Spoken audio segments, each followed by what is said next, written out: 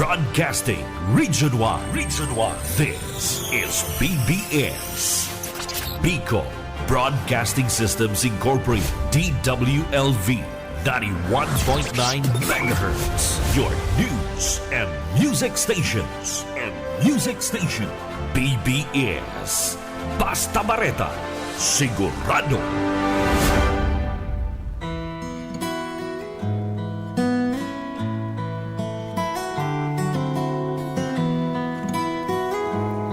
Isa naman pong pinagpalang araw, mayroon tayo ngayong umaga mga kaibigan na madalas po nakatunghay sa programang Biyaya sa Pagkaaga every morning.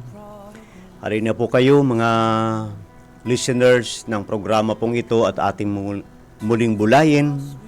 Pakinggan ang salita ng ating Panginoon na may lalang sa ating lahat. Ano man po ang iyong makalalagayan, lagi po natin tatandaan na hindi po yung permanente. Kung yan po ay nakakalungkot isipin, kung yan po ay hindi permanente, yun po ay laging pangsamantala lamang. So ngayon po umaga, ako po si Pastor Enteng Reyes, kasama ko po sa technical side si Sir Stephen Fabis. So ngayon pong umaga, ito po'y isang biyaya ng Diyos na ipinagkaloob niya sa atin upang tayo po'y mabuhay sa ilalim ng kanyang panggogobyerno o sa ilalim ng kanyang pangunguna sa atin. Lagi po natin tatandaan na ang pagkasilang po natin sa mundo pong ito ay isang napakahalagang pribilehiyo na dapat itong pahalagahan nating lahat. Pagkat sa bawat oras na mayroon tayo sa mundo pong ito, ay napaka-importante nating malaman ang purpose ng Diyos kung bakit tayo ay nandito. So ngayon pong umaga muli po tayo magpatuloy sa aking tinakilong manakaraan na nagsasabi pong listening determines our destiny. Alam niyo po kung bakit nais ko po muli itong balikan? Pagkat hindi ho madaling makinig. Di ho ba? Maaring mayroong kapong tainga pero sometimes, somehow, hindi po tayo nakikinig. Kasi pag sinabi po natin nakikinig, iba pong usapan yun, ibang level po yun. Maaring napapakinggan mo lamang, pero hindi mo talaga ito naririnig.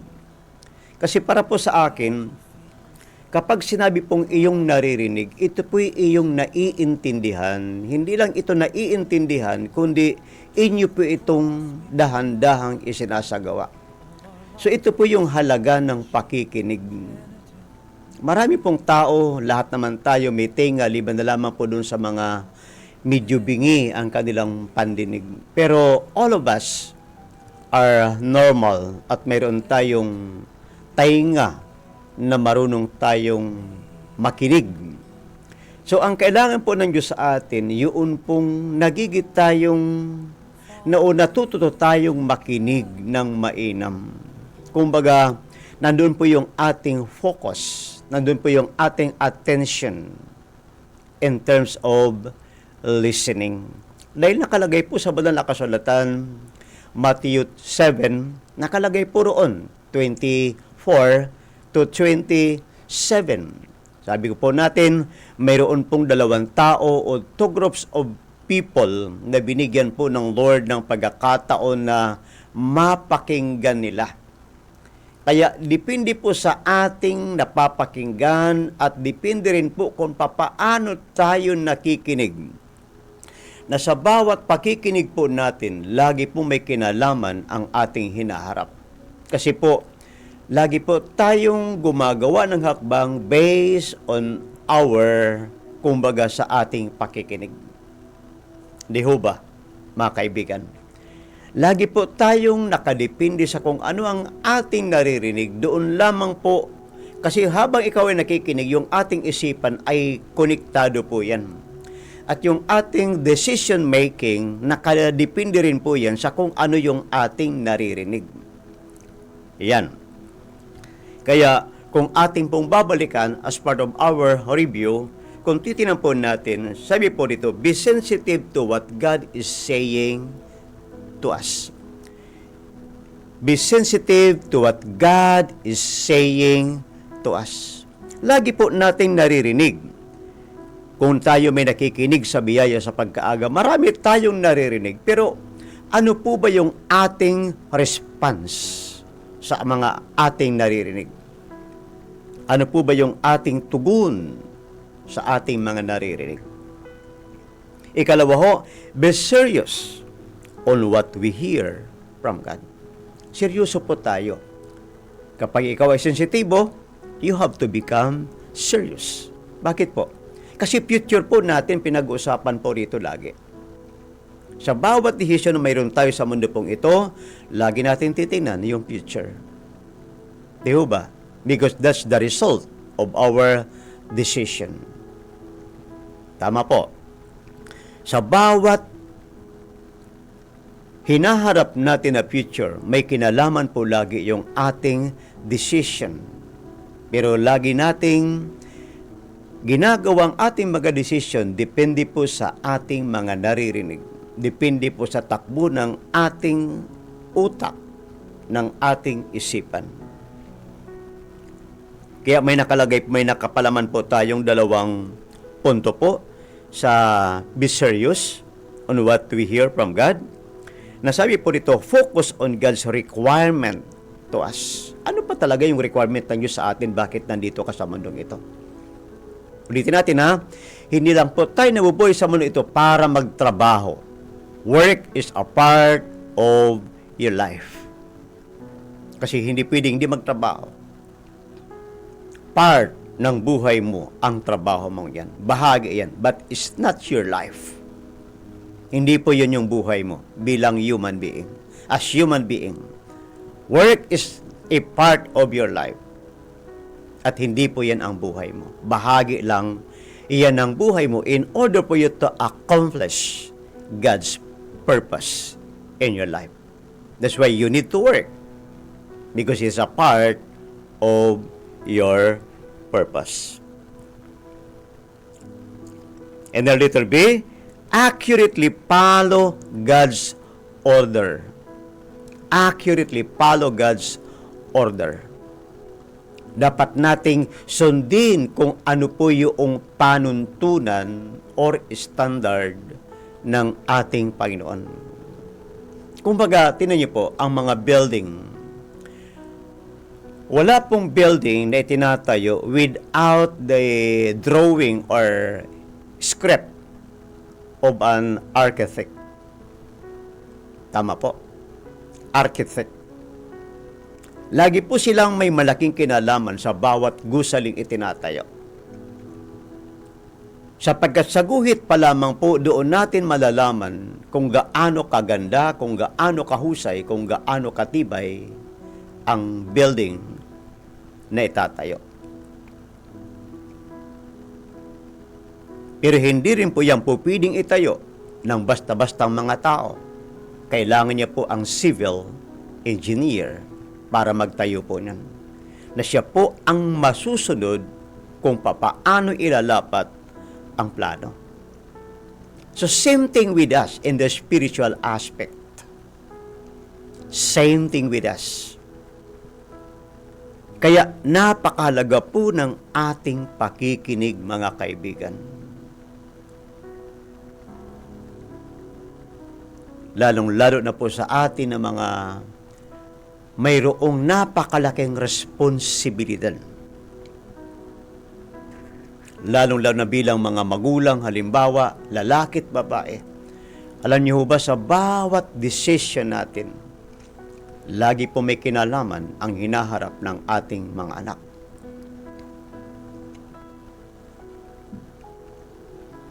Kaya, accurately follow God's order. Kasi kung titingnan po natin, bago ka panasilang sa mundong ito, yari na ang order na iyong lalapatan. Tingnan niyo po, saglitin ko po ito.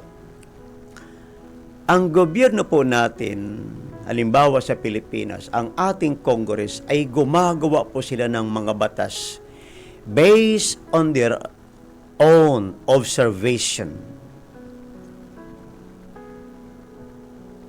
sa mga nangyayari po sa ating paligid. Yun po ang kanilang trabaho. Maging ang Senate, gumagawa sila ng mga batas na ilalapat sa ating mga Filipino citizens ng bansang ito.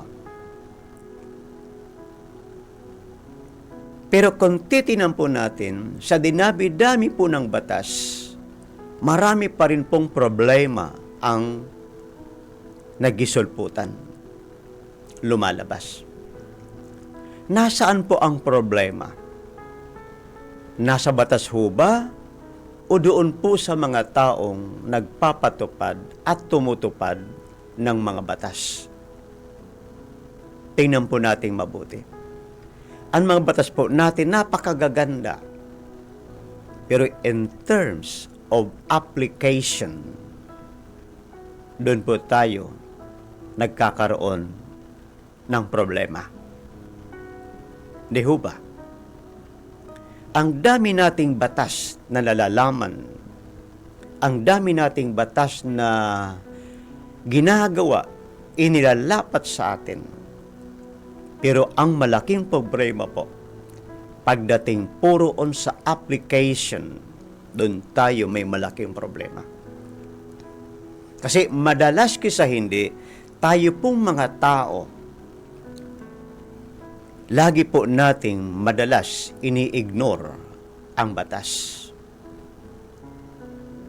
for the sake of our own purpose and our own benefit.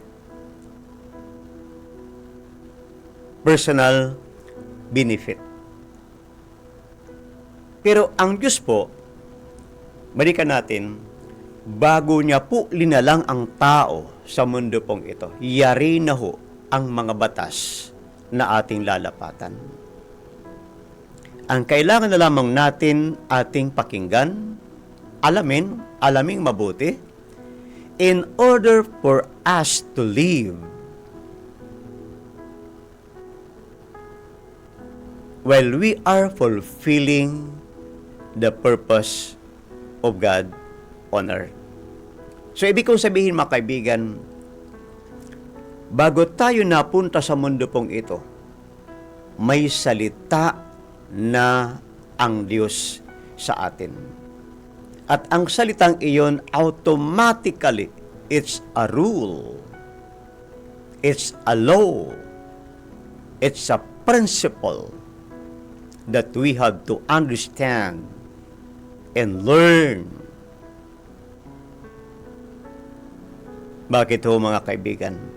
Sapagkat ang salita po ng Diyos ay pinaka-perfect law. Perpektong batas yan. Na ang purpose niyan ay mapabuti ang tao. Even also our surrounding. Mapabuti yan. Kaya tuwing umaga mayroon tayong napapakinggan dito sa 91.9 FM, BBS, na salita ng Panginoon. Bakit? Kasi ganun nga po kaimportante. Kaya sa bawat napapakinggan natin, kinakausap tayo ng Diyos. Na ang purpose niyan, hindi ka iniinformahan lamang. Kundi, nais ng Diyos na ikaw ay turuan na matuto kang galangin. Because the law of God will preserve, protect, and bless your life. The law of God, the purpose of the law of God is to preserve, protect, and bless the people.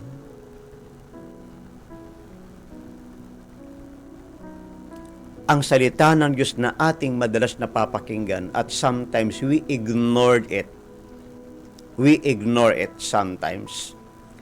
Pero wala tayong kamalay-malay. This is the manual of life na mayroon tayo.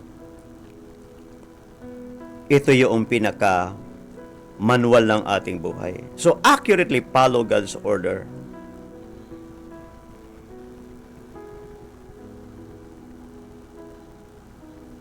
Mga kaibigan,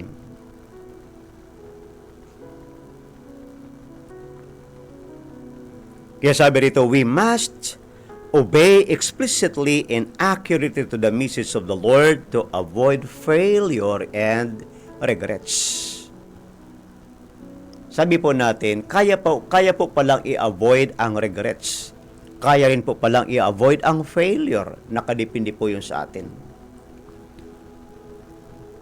Kaya pong i-avoid, kaya pong iwasan ang kabiguan at ang mga regrets sa buhay. Pero magagawa nating iwasan yan kapag tayo po ay patuloy na nai-educate ng salita ng ating Panginoon.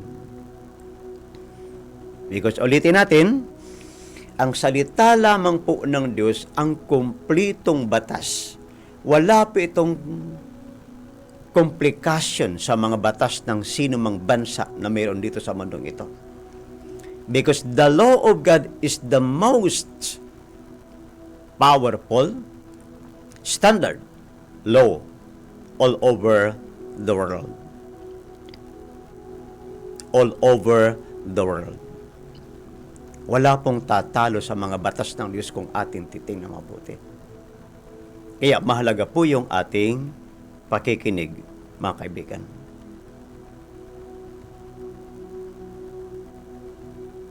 Because ang failure, regrets, nagaganap po ito sa mga taong madalas po ini-ignore ang mga simpleng bagay. Madalas hindi po nila binibigyan ng pansin ang mga simpleng prinsipyo ng salita ng ating Diyos na Panginoon, na siyang hari. Ayan. At ang batas po, mga kaibigan ng Diyos, hindi po ito sinulat para mayroon kang opsyon na ikaw mismo madepende sa iyo ang Diyos. No. Wala tayong option na gawin ito o hindi. If you want, do it. Kung ayaw mo, hindi mo gagawin. No. Hindi po yun ang batas ng Diyos.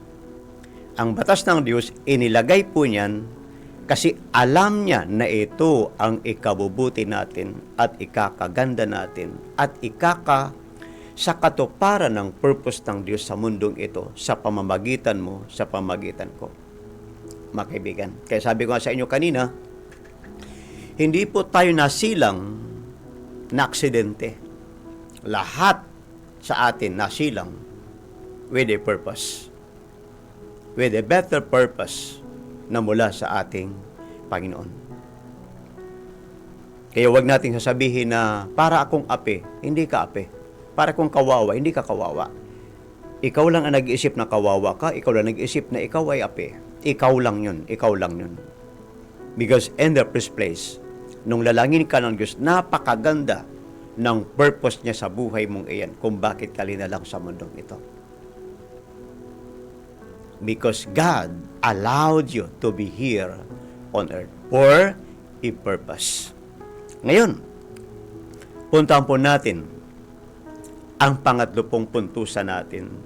Be committed to pursue God's purpose. Be committed to pursue God's purpose. Sa araw-araw po nating buhay, mga kaibigan, kanino bang purpose ang ating pinupurso? Halimbawa, nasa company ka. Yung pagtatrabaho mo ba sa company, may kinalaman ba yun sa pagpulfill mo ng purpose ng Diyos sa buhay mo? Halimbawa, negosyante ka. Sa bawat paghawak mo, pagpatakbo mo ng negosyo, may kinalaman ba yan sa pagpulfill mo ng purpose ng Diyos sa iyong buhay? Kahit sa loob po ng pamilya, hindi ka nagkapamilya para hindi matupad ang purpose ng Diyos sa iyong pamilya. Lahat po ng aspeto or aspect sa buhay po nating ito, lagi po nating titingnan na sa kabila ng mga ginagawa natin, lagi nating titingnan na may purpose ang Diyos kung bakit tayo may ginagawa sa mundo pong ito. Kasi sabi ko nga po, kung titingnan po natin, ang babanggitin ko pong salita, medyo may kalaliman ito ng kunti at sana'y maunawaan natin na parang nabanggit ko na ito one time, pero muli ko pong babanggitin. Na kung halimbawa tayong mga tao, mabibigo tayong malaman ang purpose ng Diyos sa buhay natin. Ulitin natin ha. Halimbawa pong mabigo tayong malaman ang purpose ng Diyos sa ating buhay. Halimbawa lang, nabigo tayo kasi hindi po tayo nagbigay ng panahon para alamin ito. Hindi tayo nagbigay ng panahon para pakinggan ito. Hindi tayo nagbigay ng panahon para unawain ito. At hindi tayo nagbigay ng panahon para isagawa ito. At hindi tayo nagbigay ng panahon para ating itong pag-isipang mabuti. Halimbawa lang po, nabigo tayong malaman, nabigo tayong alamin, pakinggan, unawain, at isagawa ang purpose ng Diyos sa ating buhay. Alam niyo ho, ang malungkot ay ito. Kasi kung ikukumpara po natin, ulitin ko po, pasensya na po kayo sa bibigkasin ko. Sana maunawaan niyo po ako na mabuti. Kung titinan po natin, kung ikukumpara po natin ang ating sarili, halimbawa, mga tao po, tayo po ay mga taong espesyal ang pagkakalalang sa atin ng Diyos. Espesyal po tayo. Pero ulitin ko, pag nabigo tayong malaman ang purpose ng Diyos sa ating buhay, para pong kung ikukumpara natin ang ating buhay sa isa pong animal, let's say, pig or cow, alam nyo ho, ang cow or pig, kapag ito po'y namamatay, kapakipakinabang sa atin bilang mga tao. Dahil yan po ay nagiging nating pagkain. Tama ho ba? Pagkain po natin. Tuwing sila po'y mamamatay o kinakatay, malaki po ang pakinabang nila sa merkado or market at sa mga consumers na katulad po natin. Di ho ba? Wala pong animal basta-basta na kinakatay na matapos katayin ay tinatapon. Di ho ba? Kasi masarap pong pang-ulam, masarap na pulutan, masarap na panghanda sa mga occasion. Pero tinan po natin tayo bilang tao. Laliman natin ang ating pagkauna, kumbaga ikangay, liripin nating mabuti. Huluin nating mabuti. Tingnan po natin. Pag ang tao po namatay, uod lang po ang katapat nito. Di ho ba, mga kaibigan? Uod lang po ang katapat nito. Sino po manginabang uod? Hindi ito pagkikinabangan ng tao. Kaya sabi po ng isang doctor of divinity, the most richest place in the world is none other than the cemetery. The most richest part all over the world is none other than cemetery. Kasi sabi niya, maraming nalibing sa sementeryo na yung kanilang ability, yung kanilang kakayahan, almost 10% lang ang nagamit doon. Like Henry C., na may-ari po ng SM, isa po sa mga negosyanteng bantog sa ating bansa. Yung ganun niyang kakayahan, only 10% ang nagamit niya. Para may ganun siyang kakayahan, para may ganun siyang naitayong mga businesses or business. Kaya mga kaibigan ko, na mga nakikinig madalas, tingnan po nating mabuti. Pag-isipan natin ang ating pinakikinggan araw-araw.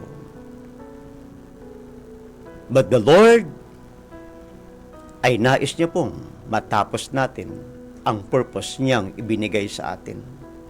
Kumbaga parang bahay, ang bahay po bago pa isagawa ng civil engineer, napipicture na po sa kanyang isipan, nakikita niya na ang napakaganda at napakatayog, napakahusay na building. Same thing with us in the spiritual aspect. Bago ka pa nasilang sa mundong ito, iyari na sa isipan ng Diyos na ikaw ay magiging ganito. Pero magagawa mo lamang yan kapag patuloy kang nakikinig, umuunawa ng tama, pinag-iisipan mong mabuti, at isinasagawa mo ang tama ayon sa standard ng ating Panginoon. Pagpalain po tayong muli ng ating Diyos na Panginoon sa oras pong ito. Amang Banal, kami pinagpapasalamat sa oras pong kaulmos kalating oras na aming pinagbulay, aming pong hinulo, at pinag-isipan ang iyong salita.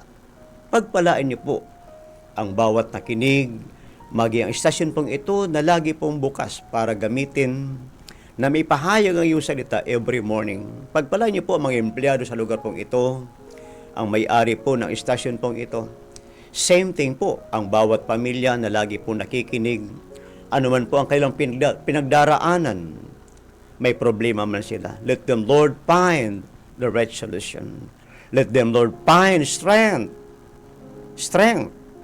favor upon favor, Lord, ang kanilang masamungan. Blessing upon blessing ang dumaloy sa kanilang mga pamilya. Kung sila man po nasa walig ng karamdaman, hayaan nyo rin po amang banal ng kagalingan ay kanilang dahan-dahang tanggapin.